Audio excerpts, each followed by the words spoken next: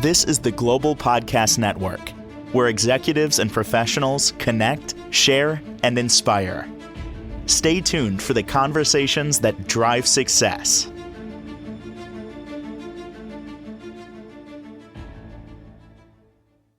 Welcome back to the show. This is unfortunately the last episode of our interviews with Lisa Johnson regarding her memoirs, My Relationship with Oprah, My Own Journey of Restorative Justice.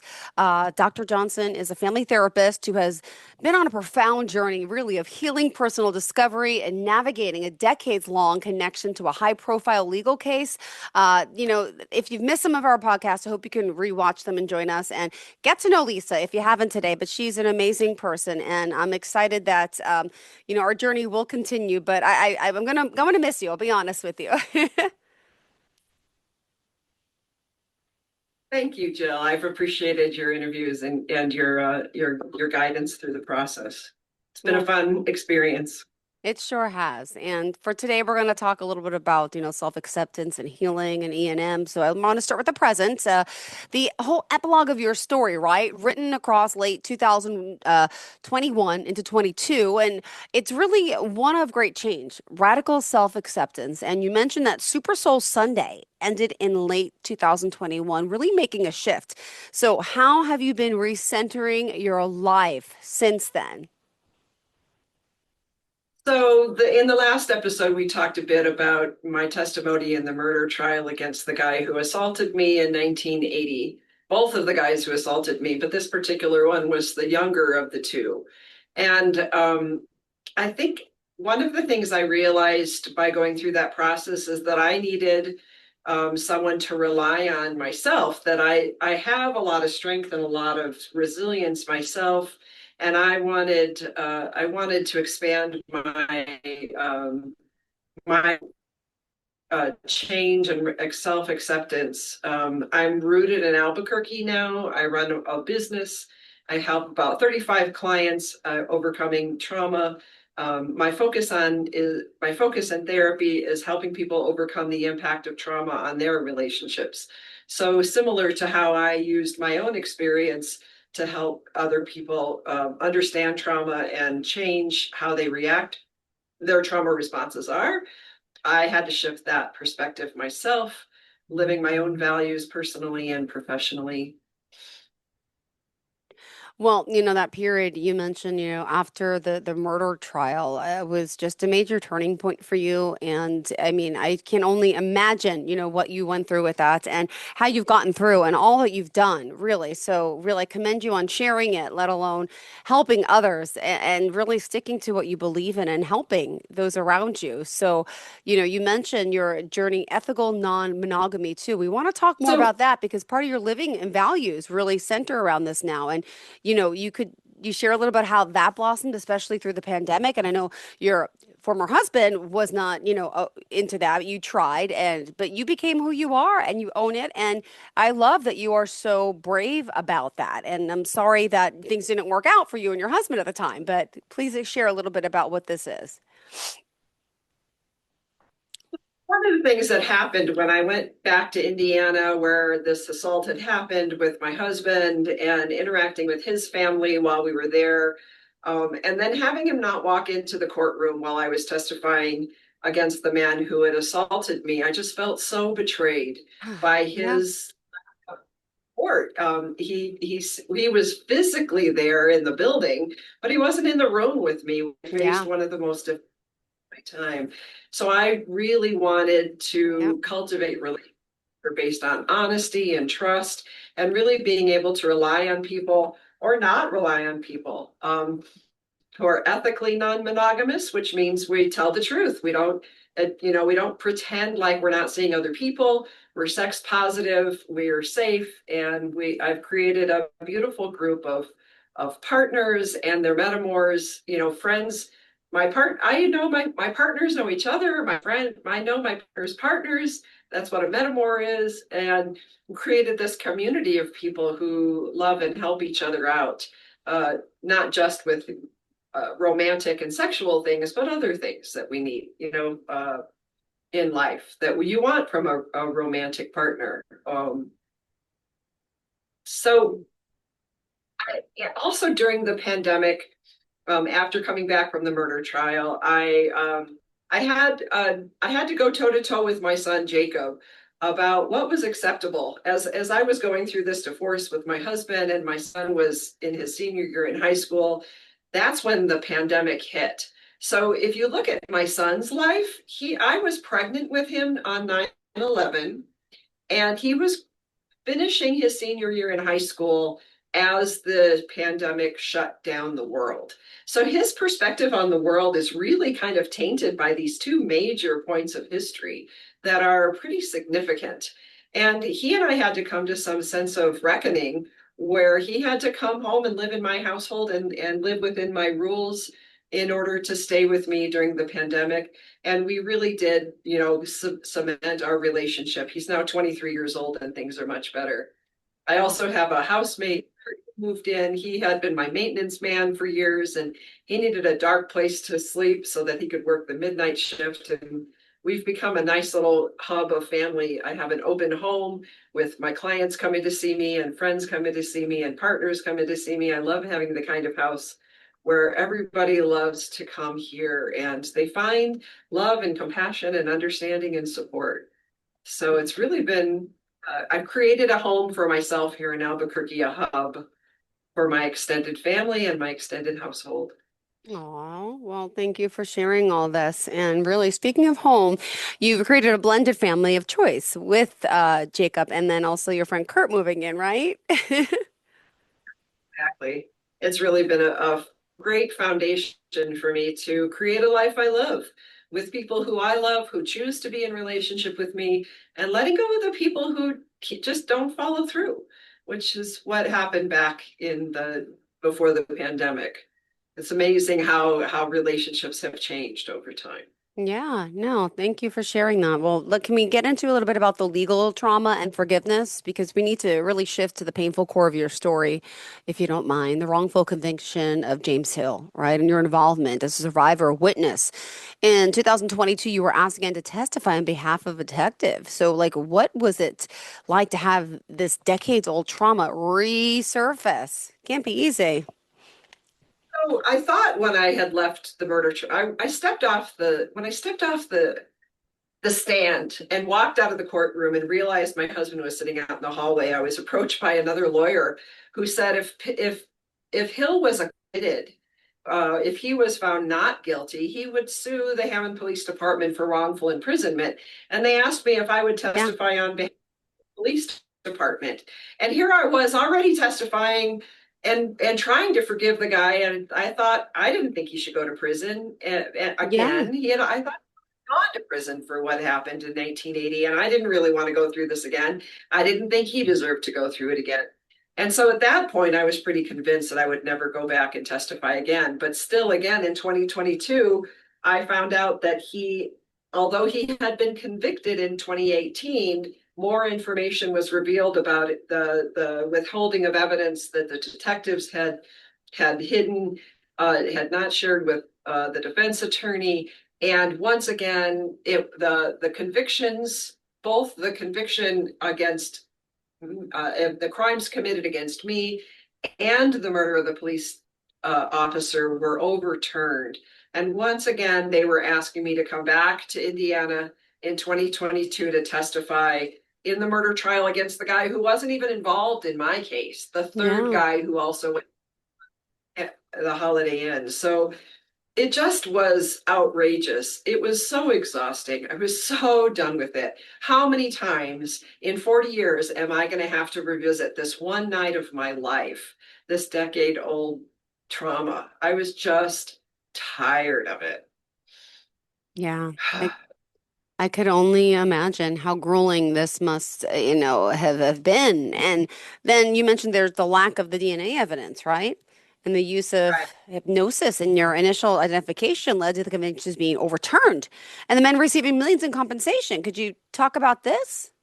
Wow. So I remember I went and volunteered to testify Yep. about and share with them that the detectives had hypnotized me because even though it did help me remember details like the license plate of the car, my father and I volunteered to testify because we Yeah. knew that the hypnosis was not acceptable, and we wanted the legal system to work and to correct any mistakes that were made in the investigation and conviction of these two men. If they were wrongfully convicted, we wanted that evidence to be Yeah.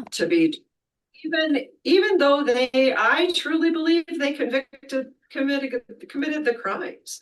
I still felt that I believed in the legal process. Yeah. I mean, who wouldn't, right? It's just a hard place to be in and everything that you went through. And let me ask, despite the court finding that the men wrongfully convicted, you were convinced that Hill was your assailant when you saw him back in 2018 at the murder trial, right?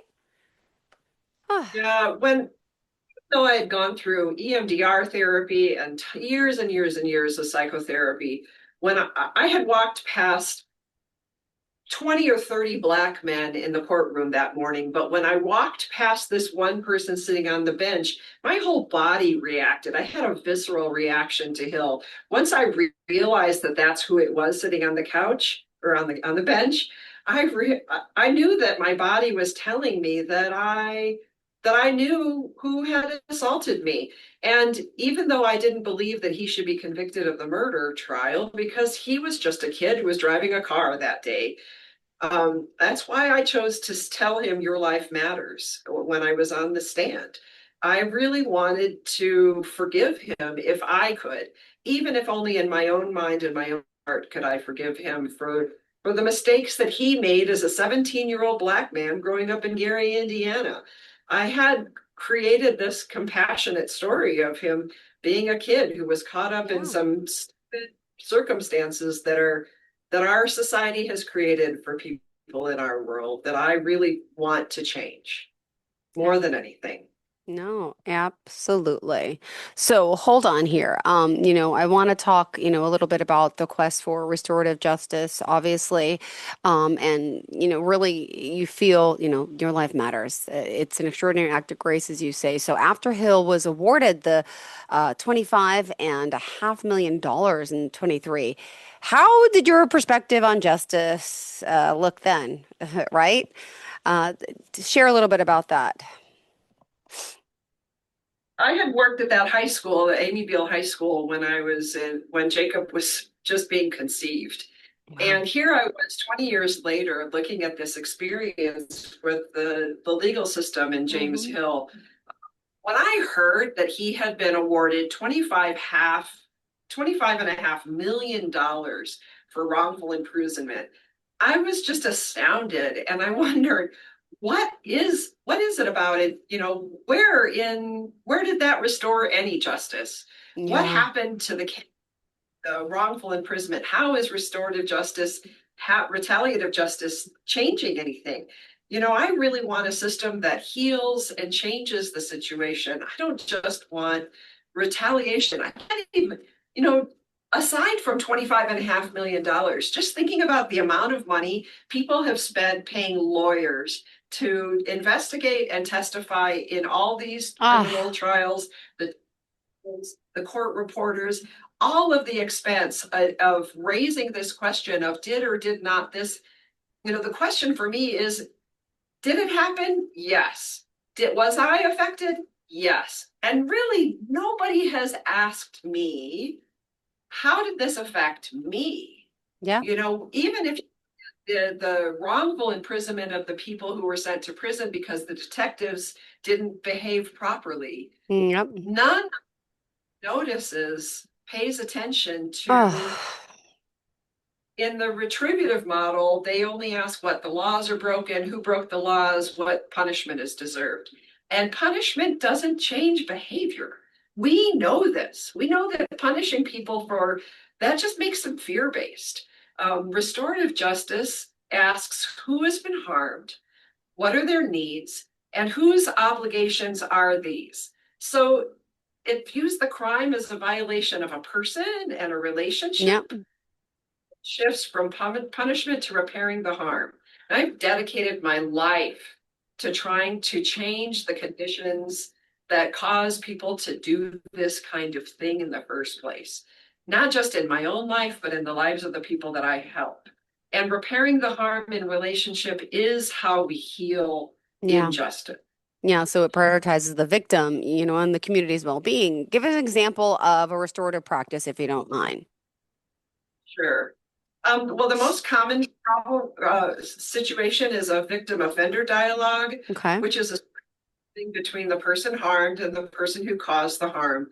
They meet face to face. The person who caused the harm must listen and acknowledge the impact of their actions and participate in developing a plan to repair the damage.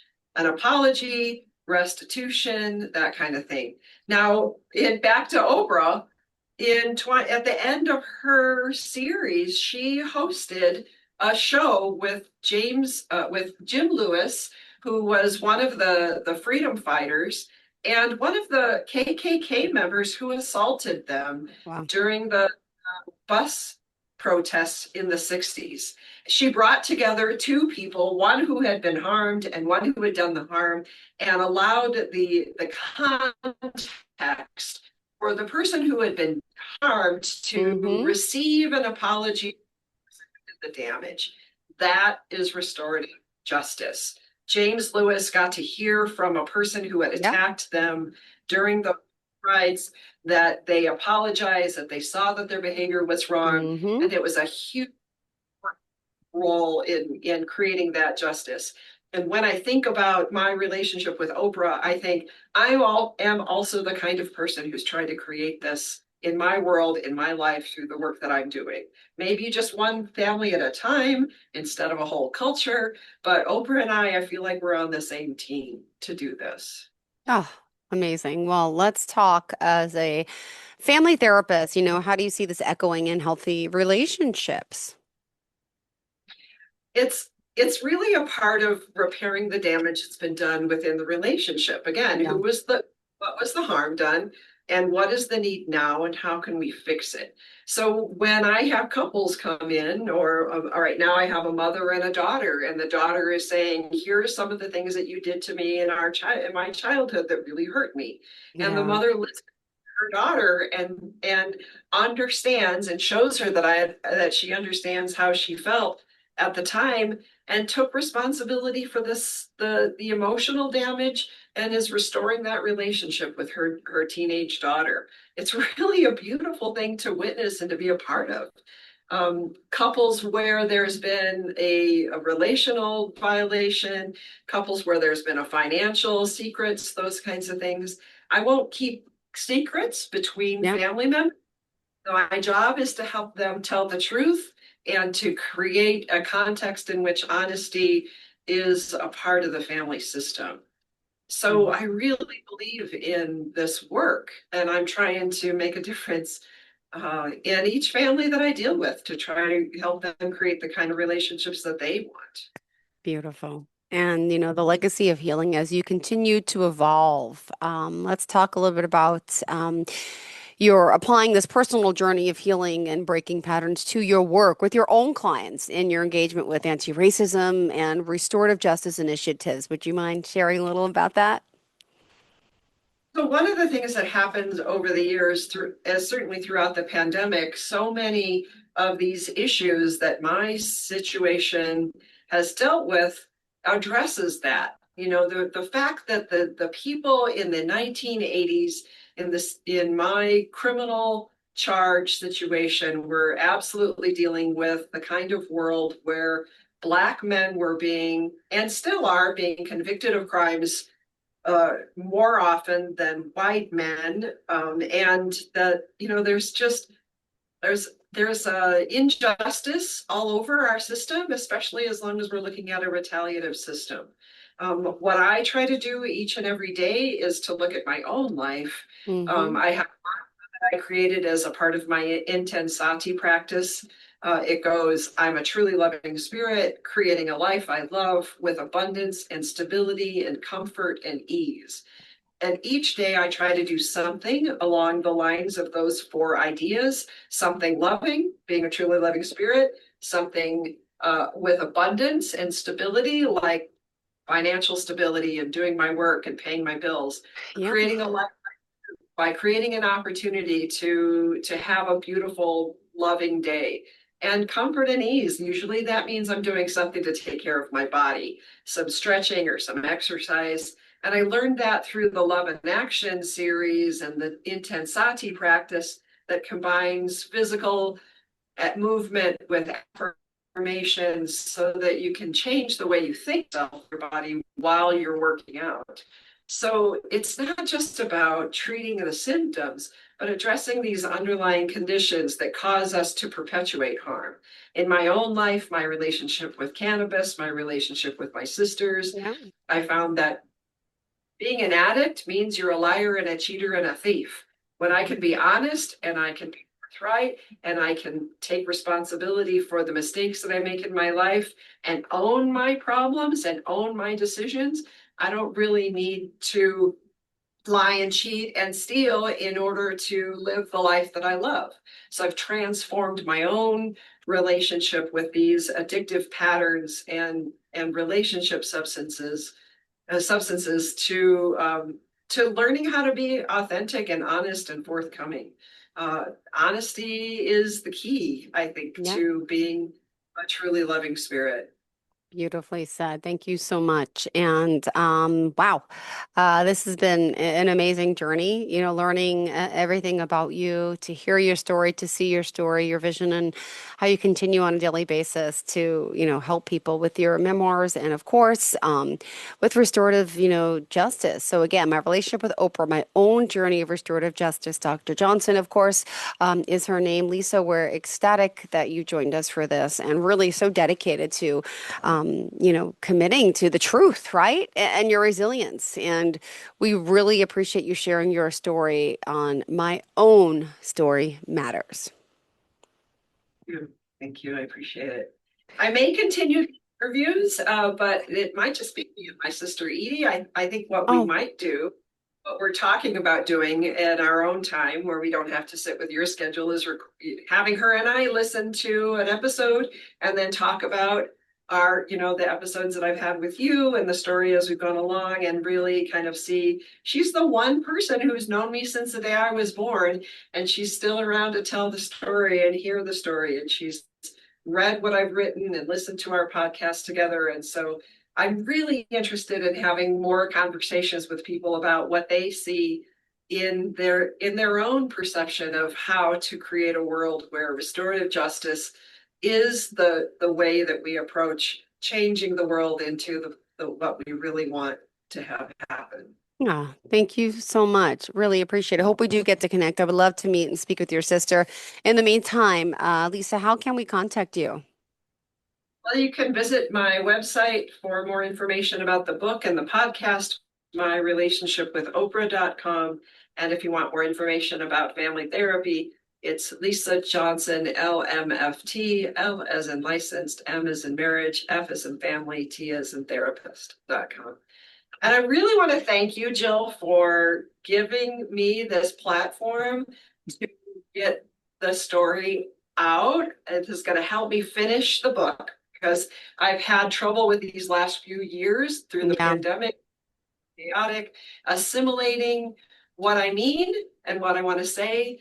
And I really feel that here I am on the 15th of December. I set a commitment at the beginning of the year that I was going to finish the story by the end of the year. And by finishing these podcasts, I feel like I have at least told my story. Now, if I can get it written, it'll be out there for people who want to hear even more details than what we could talk about in 30-minute interviews one at a time. So I'm very excited about the next steps for this story and where it's going to go. And who knows, maybe Oprah will reach out and ask me to come to Super Soul Sunday and tell the story to her. Who knows? She might even invite James Hill to come and talk to us together and hear from both of us what That this would was be like. be amazing. Wow. You're right. Anything's possible. Well, thank you. I'll say then until next time, Lisa, thank you again for being here. Okay. We will connect again soon. Bye, Jill. Bye-bye. This is the Global Podcast Network, where executives and professionals connect, share, and inspire. Stay tuned for the conversations that drive success.